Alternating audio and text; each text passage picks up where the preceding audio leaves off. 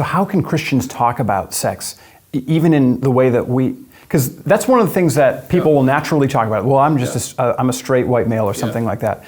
So that would be a category mistake to even say that. Yeah. So how do Christians talk about sex in a way that's better, in a way that's more biblical or more faithful?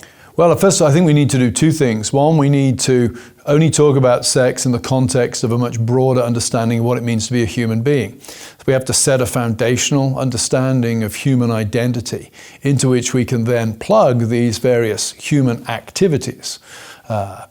So the first thing would be a general anthropology, a general treatment of what it means to be a human being. Secondly, I think when one comes to teach specifically on sex, would be not to accidentally fall into the error of using sexual identity terms, but to focus on sexual activity as the area in which moral discussion is taking place. So how do you do that? So if you were talking about somebody who would describe themselves as a straight white male, how would you talk about that in a way that doesn't put identity in the wrong place?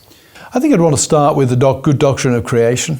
I'd want to take them back to creation, made in the image of God, work out the implications of that.